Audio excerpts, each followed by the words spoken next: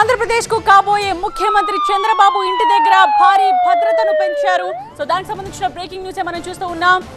గుంటూరు జిల్లాకు చెందిన ఇద్దరు ఏఎస్పీల ఆధ్వర్యంలో భద్రతను పెంచారు. చంద్రబాబును కలిసేందుకు పార్టీ ఎమ్మెల్యేలు ఎంపీలు వెళ్తూ ఉన్నారు. ఇక చంద్రబాబు ప్రమాణ స్వీకారం కోసం భారీగా సామాగ్రిని కూడా తరలిస్తూ ఉన్నారు.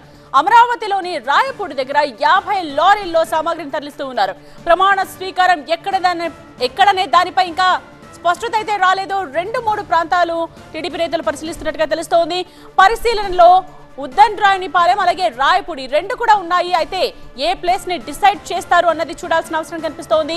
మోదీ హాజరైతే కనుక ఉద్దండ్రాయనిపాలెంలో ఏర్పాట్లు చేసే అవకాశం కనిపిస్తోంది. ఒకవేళ మోదీ హాజరు కాకపోతే రాయపూడి దగ్గర ప్రమాణ స్వీకారం చేసే అవకాశం కూడా ఉంది. ఈ నెల 12న మధ్యాహ్నం 12 గంటలకు ప్రమాణ స్వీకారం ఉండే ఛాన్స్ ఉంది. చీఫ్ రిపోర్టర్ ఎంపీ రావు లైవ్ లో సిద్ధంగా ఉన్నారు. ఇదే విషయానికి సంబంధించిన వివరాలతో ఎంపీ రావు.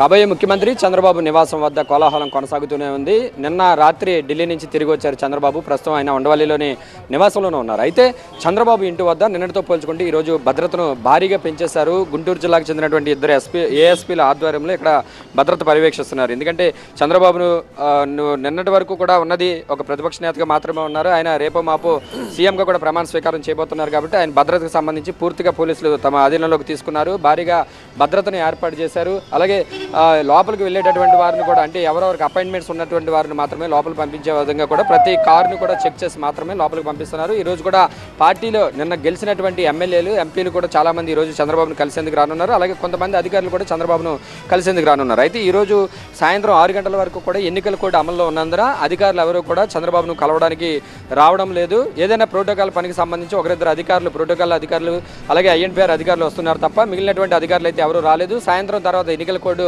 ఎత్తివేస్తారు కాబట్టి రేపటి నుంచి అధికారులు కూడా చంద్రబాబును కలిసేటటువంటి అవకాశం ఉంది. మరోవైపు ప్రమాణ స్వీకారానికి సంబంధించి కూడా చంద్రబాబు ప్రమాణ స్వీకార స్థలం ఎక్కడనే దాని మీద అయితే ఇంతవరకు కూడా స్పష్టత లేదు. మరోవైపు 9వ తేదీన ప్రమాణ స్వీకారం అని అనుకున్నప్పటికీ కూడా అది 12వ తేదీకి మార్పు చేశారు. ఎందుకంటే 9వ తేదీన మోడీ ప్రమాణ స్వీకారం కోసం అని చెప్పి 8న చంద్రబాబు ఢిల్లీకి వెళ్తున్నారు. రేపు మరోసారి కూడా ఎన్డీఏ మీటింగ్ కోసం అని చెప్పి రేపు చంద్రబాబు ఢిల్లీకి వెళ్తున్నారు. రేపు ఎల్లుండి 9వ తేదీ కూడా చంద్రబాబు ఢిల్లీలోనే ఉండే అవకాశం ఉంది. కాబట్టి 9వ తేదీకి బదులు 12వ తేదీకి చంద్రబాబు ప్రమాణ స్వీకారం తేదీ మార్పు జరిగినట్లుగా కూడా తెలుస్తుంది. ముందుగానే పండితులు 2 తేదీల్లోనూ కూడా ముహూర్తాలు చూశారు. 9వ తేదీనైతే 11:35 కానీ ముహూర్తం చూశారు. అయితే అది మార్పు చేశారు కాబట్టి 12వ తేదీ మధ్యాహ్నం 12 గంటల సమయంలో చంద్రబాబు ముఖ్యమంత్రిగా ప్రమాణ స్వీకారం చేస్తారని చెప్పేసి కూడా పార్టీ వర్గాల నుంచి మనకు అందుతున్నటువంటి సమాచారం. అయితే ఎక్కడ ఈ ప్రమాణ స్వీకార కార్యక్రమం ఉంటుంది అనే దానికి సంబంధించి అయితే ఇంకా స్పష్టత రాలేదు. కానీ రాయపూడిలో మాత్రం హైదరాబాద్ నుంచి తీసుకొచ్చినటువంటి భారీ సామాగ్రి, ప్రమాణ స్వీకార కార్యక్రమానికి అవసరమైనటువంటి ఏర్పాట్ల కోసం అవసరమైనటువంటి భారీ టెంట్లు కానీ ఇతర సామాగ్రిని కానీ దాదాపుగా ఒక 50 లారీలు అయితే సామాగ్రిని అయితే తీసుకొచ్చి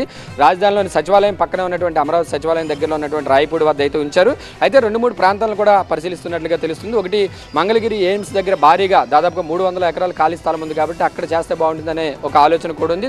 లేదంటే అమరావతి గ్రామాల్లో చేయాలి, రాజధాని గ్రామాల్లో చేయాలని అనుకుంటే ఉద్దండ్రాయనిపాలెం, అంటే గతంలో మోడీ 2015 అక్టోబర్లో ప్రధాని మోడీ శంకుస్థాపన చేసినటువంటి ఉద్దండ్రాయనిపాలెంలో అక్కడ కానీ లేదంటే రాయపూడి కానీ ఒక 2-3 ప్రాంతాలను అయితే పరిశీలిస్తున్నారు. ఈ రోజు ఈ ప్రమాణ స్వీకార స్థలానికి సంబంధించి కూడా ఒక క్లారిటీ వచ్చే అవకాశం ఉంది. సో ఇది లేటెస్ట్ అప్డేట్స్ చంద్రబాబు నివాసం వద్ద.